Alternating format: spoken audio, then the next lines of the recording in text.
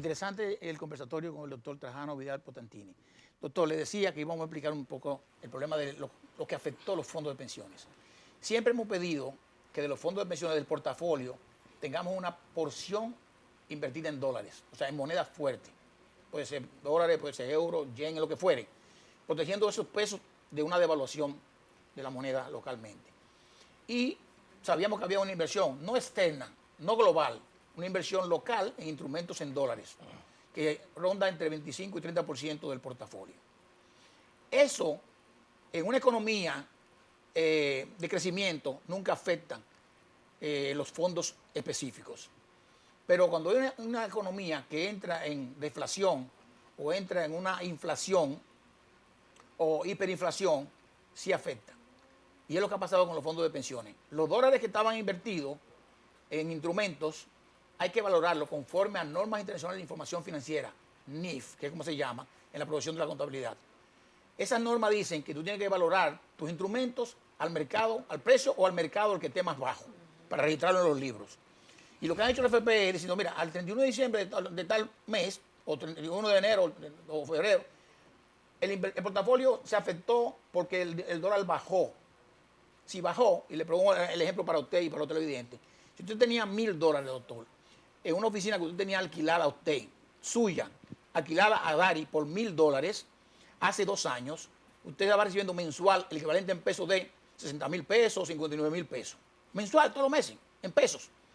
Pero ahora, ese mismo $1,000 va a recibir 57,000, o 56,000, o 55,000, porque el efecto cambiario le bajó el valor. Y es lo mismo que ha pasado con los fondos de pensiones.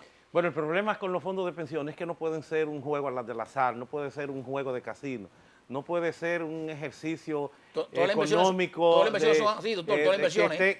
Bueno, pero es que no es un tema de inversión, es que yo te tengo como gestor y como gestor, tú tienes incluso, si es el tema en particular, tú tendrías que cargar a nivel de tu comisión y de tus ganancias con lo que es eso. Tú no puedes recoger tu comisión y traducirme o plantearme a mí, amén que tú tienes también un sentido prudenciario, una obligación en la ley, doctor, que es precisamente... Es que la comisión también se afectó, la de la AFP.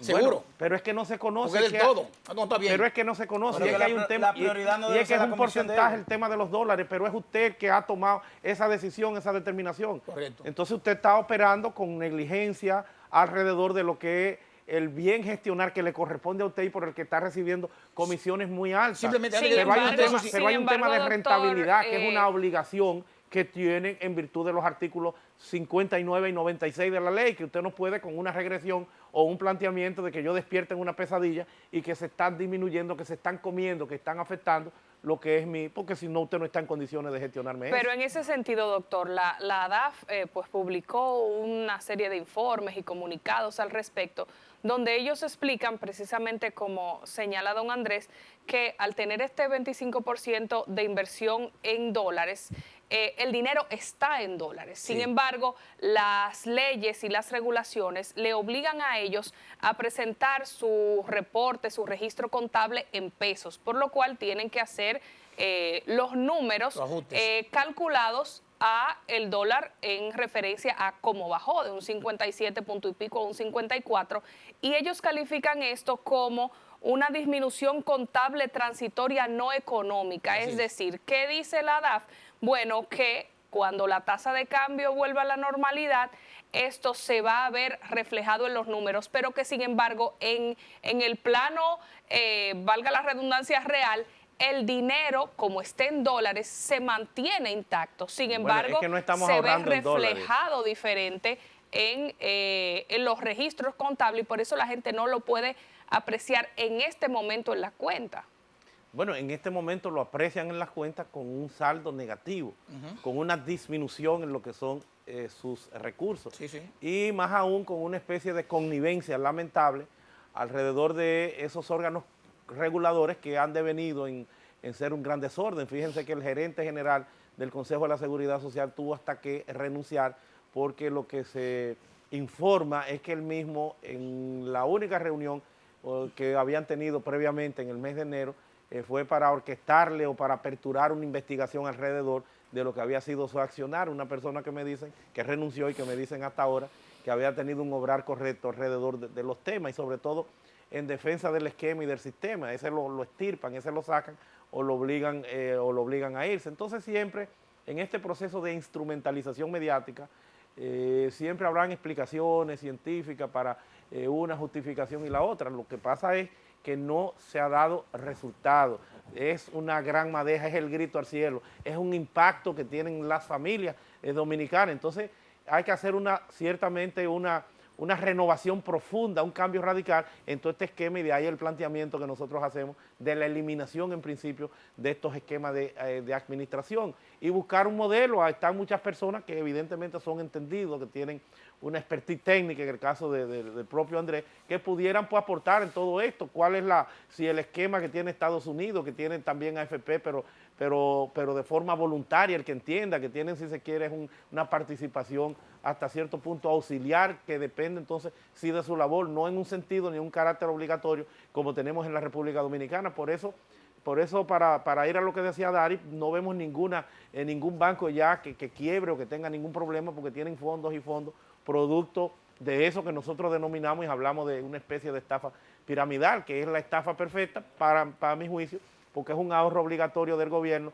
sin que veamos un retorno. Entonces, en ese mar de dificultades que es en el que se encuentran los dominicanos a la hora de pedir o de buscar lo que sería pues esos fondos. Te puedo decir que de las inversiones que se han hecho estaría la ley 189-11, que es la de fideicomiso, que esa es la esencia en principio. Es de ahí de donde el sector financiero ve la necesidad de tener ese instrumento para tener más viabilidad, para tener más capacidad, para tener mejores condiciones incluso en el ámbito impositivo, con esa forma de negociación corporativa de los fideicomisos, para darle utilidad a los fondos de pensiones, que ahí hay una cantidad también significativa. En el fideicomiso como fue concebido, no como se ha planteado, que también a mi juicio se ha venido prostituyendo, porque aquí no hay fideicomiso público que no sea una mención mínima en la ley. O sea, no tiene sentido hablar de fideicomiso público en la República Dominicana, porque no tiene desarrollo legislativo y porque es una invención, doctor, de un reglamento, para no meterme en otro Muy bien, tema. Estoy de acuerdo, pero mire, déjeme decirle algo. En el tema de las AFP, se planteó la interpelación del superintendente de pensiones y también los de las AFP. Debo decirle que las AFP, no lo defiendo, porque ellos mismos no se saben defender. Las AFP no tienen una responsabilidad directa sobre lo que está pasando y lo que ha pasado. Porque las AFP no son los que deciden dónde se invierten los recursos. Hay una comisión que se llama, vuelvo y repito, Comisión Clasificadora de Riesgo y Límites de Inversión, que la preside la CIPEN, la compone el Banco Central, Superintendencia de Banco, Superintendencia de Seguro y un representante de los trabajadores, de los sindicatos.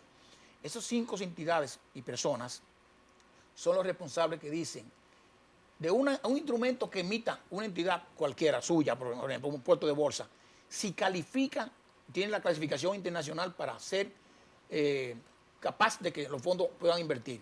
Entonces las AFP, sí, ahí pueden invertir, entonces las AFP deciden si lo invierten aquí o en el Banco Central o allí, dependiendo de la calificación. Vamos a suponer, doctor, usted tiene una inversión en Estados Unidos en la bolsa de valores y usted tiene un broker. Eso es lo que se hace. Usted llama a un broker, amigo, no lo conoce, un intermediario. Y ese señor le dice, mira, colócalo aquí, colócalo allá. Si el fondo suyo en Estados Unidos cae significativamente, el broker no es responsable. Y eso mismo es lo que la figura de la AFP, lamentablemente. Sí, el problema es que no es tan pacífico ni tan sencillo como se pudiera estar planteando, porque es lamentable que esos órganos en el fondo están secuestrados por esas propias AFP, que son quienes hegemónicamente participan de estos consejos y quienes en alguna forma mediatizan la mecánica de integrar, de que las que estén participando ahí respondan a sus intereses. Entonces, en el fondo, a la hora de tú ver lo que es la tradición, muy bonito, en la ley es el enfoque, o sea, es el espíritu. Órganos estatales, por eso usted dice, incluso doctor. los órganos estatales. Por eso yo he dicho que ya el problema no es ni siquiera la ley, es que la ley, por eso hablo de que se ha prostituido, es la capacidad reglamentaria que han tenido esos órganos satélites a la hora de emitir esos reglamentos, que son hoy el gran lastre, el gran problema, el gran inconveniente para impedir que quien tiene que accesar a los fondos en algún momento le quiere pasar la responsabilidad a esos órganos prostituidos, que es el Estado, según lo que usted está diciendo. Porque si usted dice, eliminó las AFP, lo va a manejar el gobierno, esos mismos son los que usted dice que están prostituidos. Exactamente, bueno, ¿qué diferencia habría entre estatizar? Pero no vamos a tener AFP ni vamos a tener ese proceso de intermediación, es un órgano público. Señor, es que cuando se habla de Estado social y democrático de derecho, quien tiene hoy por hoy la responsabilidad de garantizar salud, de garantizar seguridad social, es el Estado, pero se ha encontrado en que ya había una estructura armada, que vemos que a nivel de experiencia comparada, Chile y otros países, Perú y demás, se tiene hoy por hoy la misma discusión porque eso ha fracasado. Y ha fracasado más aún cuando se advierten algunos reclamos por una necesidad fruto de la coyuntura de lo que fuera el coronavirus, de lo que ha sido ese impacto de 30% que ya hoy hemos despertado y entendemos que no es un tema de 30%, es un tema del 100%, pero en manos del Estado, la estatización, que es lo que nosotros planteamos. Bueno, que no es eficiente, que el Estado ha tenido, yo creo que es el reto, pero que sea el Estado, porque son los fondos del pueblo y es el garante en definitiva. Al final la ley dice esto mismo, el Estado dominicano en el artículo 106 dice, garantía del Estado dominicano. El Estado dominicano es el garante solidario final de los fondos de pensión. Una barbaridad en ese contexto, porque es el garante, pero no es el que maneja. Entonces, por eso es como garante. En definitiva, a quien le corresponde es el que está supuesto entonces a tener el manejo y a tener, porque tú no eres garante de algo que tú no controlas ni dominas. Lo controlan a través de la comisión clasificadora. No. Está bien, lo que dice la ley. Las AFP son los dueños, amos y señores, y por eso es que... Yo pienso, mire, que el final, doctor, la discusión final es la comisión de las AFP. Ese es el punto final. Antes eran dos comisiones. Y la mecánica de transparencia y de acceso que tienen que tener las personas.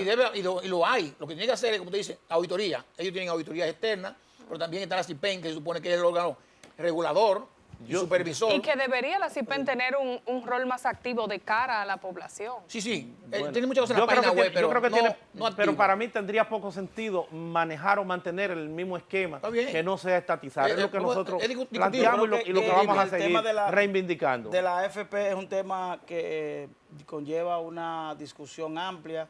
Obviamente que vamos a generar un debate amplio y que... vamos a tener que seguir invitando vamos a coordinar, doctor. A Trajano para generar este tipo de discusión. Agradecer a Trajano que siempre está dispuesto a venir a conversar con nosotros sobre este tema y sobre otros temas que se nos quedan, porque es imposible invitar a Trajano y no hablar de la justicia dominicana, así que se nos queda también. Y el segundo, lo que él instrumentó como el fideicomiso, también es un tema de debate. Y el tema de la justicia también, de la justicia dominicana, de la reforma y de la justicia del Ministerio Público Independiente, es decir... No hay... Hay que tenerlo periódicamente aquí. Claro, hay que invitarlo periódicamente. Gracias, Trajano. En breve vamos a conversar con la doctora María Well, que ya está en escena, ya está con nosotros. Saludos, doctora. ¿Cómo está, doctora?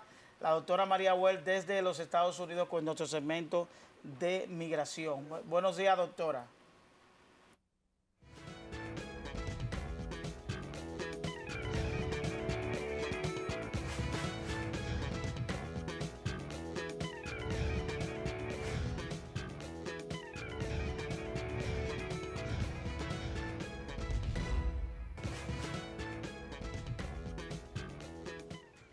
De manera formal damos inicio a nuestros segmentos de migración con la doctora María Well directamente desde Nueva York. Bienvenida, doctora, buenos días. Muy buenos días. ¿Cómo está todo? ¿Cómo está la temperatura? ¿Cómo está la temperatura por la ciudad que nunca duerme? Bueno, amanecimos con una mañana hermosa aquí en Nueva York. De verdad que el clima está empezando a mostrar que de verdad entró la primavera.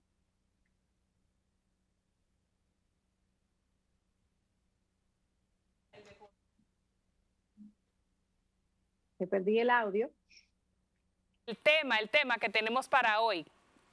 Muy bien, hoy vamos a estar hablando sobre cómo usted puede pedir el récord, su expediente, si usted está en una condición de deportación. O sea, si usted ha sido deportado o usted está en proceso, no conoce si realmente usted se fue a su país de origen en condición de deportado. Porque existe la problemática de que muchas veces las personas no conocen si realmente tuvieron una deportación, lo cual es una orden que otorga un juez en la Corte de Inmigración después de usted pasar por un proceso en la Corte o ha tenido algún contacto con las autoridades fronterizas denominadas ICE por algún tipo de conflicto o situación de índole criminal y su expediente fue dado a esas autoridades. Esto es una orden de deportación. Otras veces, esta traumática experiencia se da simplemente durante el proceso, el juez le pide a usted que se vaya voluntariamente, le da la oportunidad de que usted no sea cargado con todas las consecuencias legales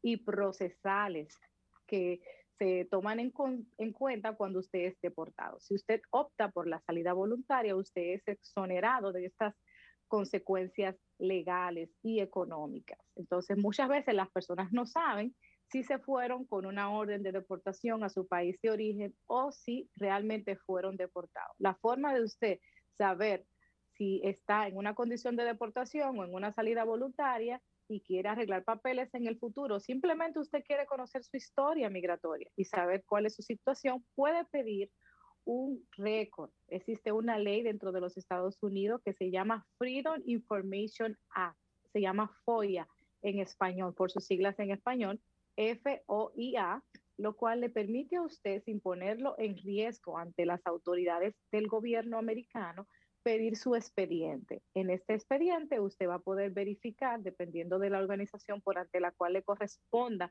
solicitarlo, ya sea la Corte de Inmigración, lo cual existe un departamento que se llama IOR, o también si es que usted ha tenido un caso, porque muchas veces se nos da la situación de que las personas aplican para un beneficio migratorio. Vamos a suponer a través de un matrimonio, el caso le es negado y en la carta de negación reciben pues un mandato por parte del oficial de inmigración de que deben salir de los Estados Unidos. Y si no salen de los Estados Unidos, entonces reciben lo que es una cita para ir a la corte o una cita para presentarse a las autoridades de ICE y ser deportado de una forma acelerada. Doctora, ¿me escuchan? Sí. Una pregunta, doctora. Ya usted ha dicho causas diferentes para la deportación.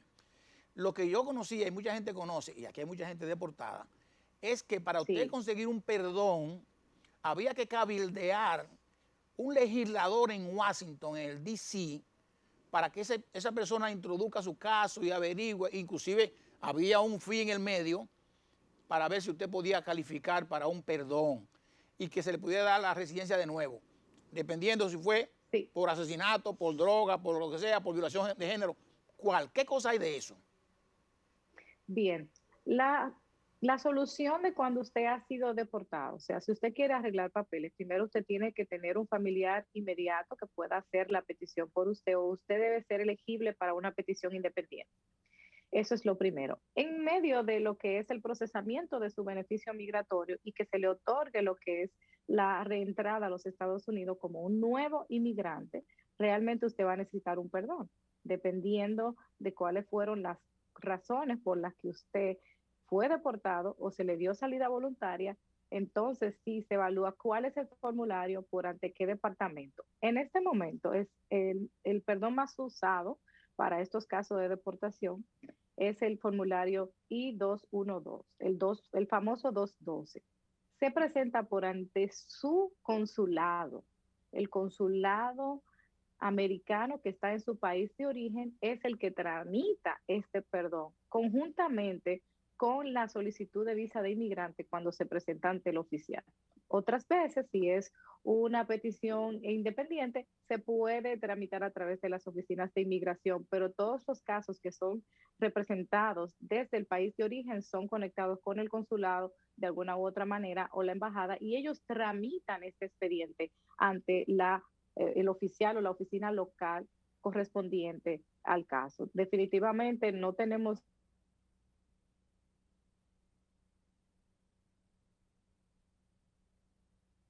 Tenemos un poquito de dificultad con la conexión. Estamos conversando con la doctora María Well desde Nueva York con nuestro segmento de migración, hablando sobre la deportación y cuáles elementos se pueden dar a la hora de solicitar un perdón y por cuáles circunstancias un ciudadano puede ser deportado desde los Estados Unidos. Sabes, Dari, que quería preguntarle a la doctora, no sé si podremos conectar con ella nuevamente o si será en una próxima oportunidad, esto que ella explicaba de este perdón para un deportado.